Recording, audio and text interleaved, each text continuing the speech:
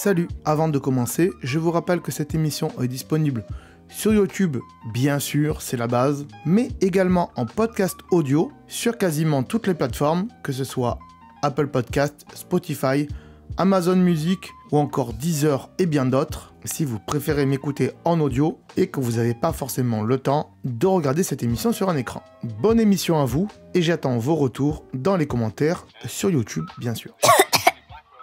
Salut les amis, c'est Imena et bienvenue dans cette nouvelle vidéo d'actualité tech et geek. Et oui, encore une. Et oui, il y en a beaucoup. Aujourd'hui, on va se concentrer sur Apple. Voilà, il y a pas mal de petites choses à dire sur Apple. Je vous en parle après le générique, hein, bien sûr. C'est parti.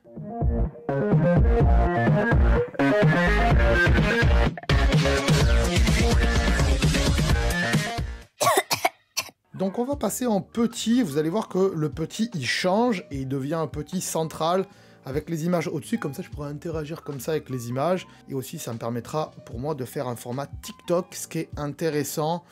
Voilà, c'est un peu mieux, je trouve. On va passer donc à la première actu Apple. Et bien sûr, première actu Apple, on parle des AirTags comme d'habitude. Et donc, Apple qui va sortir une application, qui a déjà sorti, une application sur Android, et oui, pour détecter les AirTags. Cette application, elle s'appelle Tracker Detect.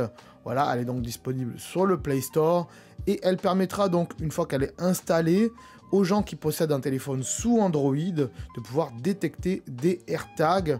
Mais on y reviendra dans les prochaines vidéos d'actualité technique. Il y a beaucoup de choses à dire sur la sécurité des AirTags. Et ça servira sûrement aussi, tous ceux qui ont des Android, de pouvoir détecter des AirTags qui soient dans un sac, par exemple, si votre conjoint essaye de vous traquer, de vous pister, pour savoir où vous allez.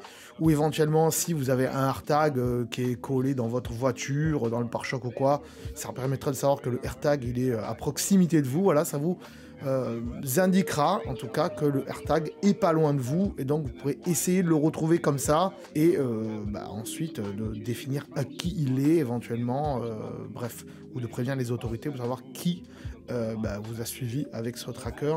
Voilà, donc jusqu'à présent on pouvait détecter que les AirTags avec des iPhones. Maintenant, on peut le faire avec des téléphones Android, donc allez sur le Play Store et téléchargez ça. Dites-le à vos amis autour de vous, qui ont des Android, qui n'ont pas forcément des iPhones, et qui ont peur comme ça de se faire suivre avec des AirTags, ou même tout simplement qui ont des problèmes avec leur voiture et des AirTags qui auraient pu être dissimulés à l'intérieur. Voilà. Dites-leur de télécharger cette application en tout cas. Voilà. Deuxième petite news, transition, je crois, ouais. Deuxième petite news, et c'est encore Apple. Et oui, Apple, oh là là, regardez-moi ce magnifique M1 Pro, M1 Max, là, oh là là, il est beau comme tout. Donc, les benchmarks, donc les tests qui ont été effectués avec les puces M1 Max de chez Apple. Alors, pour rappel, les puces M1 Max, c'est des puces, c'est comme des puces Intel dans les ordinateurs, sauf que, c'est comme les puces Intel, c'est pas vraiment comme les puces Intel, mais disons que c'est la mémoire de l'ordinateur, la rapidité de l'ordinateur et tout, voilà, c'est les puces comme ça. Et depuis quelques temps, si vous suivez les actualités tech et geek, et un peu l'actualité Apple aussi, Apple avait sorti donc les puces M1, qui sont des puces qui ont été designées par eux, voilà, qui ne sont plus faites par Intel, mais par Apple. Et du coup, c'est des puces qui demandent pas beaucoup de consommation, pas beaucoup de chauffe également, et qui sont très puissantes. C'est des puces ARM qui marchent sur la même technologie que les puces qu'il y a dans les iPhones et dans les iPads. Et donc du coup, la puce M1 Max, la plus puissante aujourd'hui, à ce jour qui est sortie, qui équipe les MacBook Pro, elle est plus puissante qu'un processeur AMD Radeon Pro qui coûte près de 6 000 $. C'est énormissime.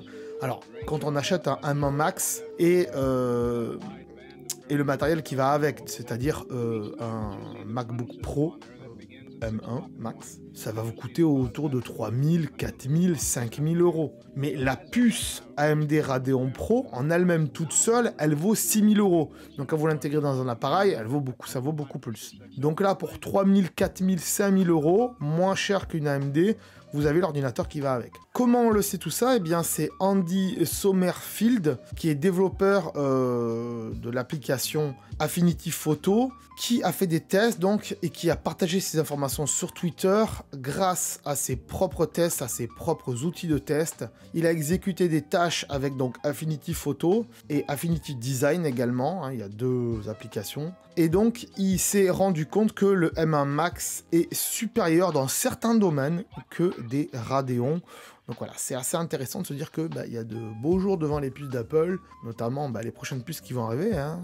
M2, M2 Pro, M2 Max. Là, à mon avis, ça va dépoter pas mal, hein. C'est vraiment des bons processeurs, des bonnes puissances. Et franchement, alors oui, sur certains domaines, voilà. Alors, on ne dit pas qu'Intel n'est pas performant, attention, il y en a qui m'ont dit « Ouais, Intel aussi, c'est performant ». Oui, Intel, c'est performant, mais le problème de Intel, c'est que ça chauffe et ça consomme, voilà. Ça chauffe, ça consomme. Et là, les puces de chez Apple, elles chauffent très peu et elles consomment très peu. Voilà, pour les mêmes capacités que certaines puces chez Intel, voire beaucoup plus. Donc voilà, Intel, ils sont pas encore à la page, il va falloir qu'ils s'y mettent. Et vous savez que, à cause des puces M1, M1 Pro, M1 Max, pour moi, Intel, c'est fini. J'achèterai plus jamais du Intel, c'est terminé. À part que Intel me montre qu'ils ont fait des puces sur architecture ARM et que c'est mieux. Mais pour l'instant, Intel, chez moi, c'est terminé. Voilà, transition et troisième petite news. Il y en a trop aujourd'hui.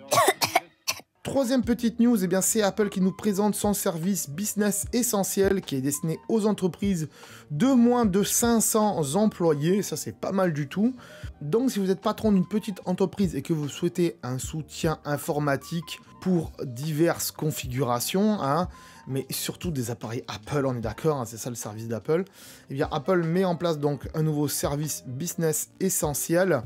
Il s'agit donc d'un service sous forme d'abonnement mensuel qui offrira plusieurs avantages. Déjà, un accompagnement pour tout ce qui est configuration d'appareils Apple, du stockage iCloud, une assistance disponible 24 h sur 24 et 7 jours sur 7, donc même les dimanches, les jours fériés quoi. Alors pour l'instant, Apple fait ça que aux États-Unis, elle le teste que aux États-Unis, mais pour le monde entier, pour l'international, eh bien il faudra attendre au printemps 2022, donc c'est dans pas très longtemps. Alors il y aura 3 forfaits, et ces forfaits pourront être personnalisés et modulables. On pourra donc retrouver dans ce service la prise en charge de 3 appareils par employé et aussi 3 Tera de stockage par employé. Les forfaits commenceront aux alentours des 3 € à peu près, hein, et on pourra mettre une extension Apple Care si on le désire. Voilà, moi je trouve ça plutôt pas mal quand on a une petite entreprise, qu'on n'a pas beaucoup d'employés, mais qu'on décide de se dire, ben voilà, on veut utiliser que des produits Apple, donc un Mac, une tablette, un iPhone, et qu'on veut donner ça à ses employés, dire voilà, moi j'ai des employés, ben, ils vont travailler que sur Mac, et je leur file aussi un iPhone,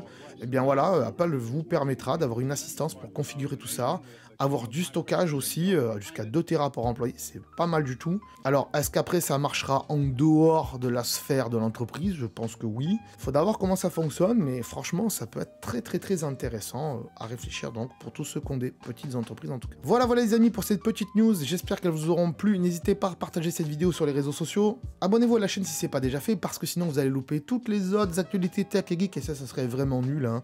Puis on fait d'autres vidéos aussi sur la chaîne, donc voilà, n'hésitez pas, abonnez-vous. Moi je vous dis à très bientôt en tout cas, ciao, bye bye, générique.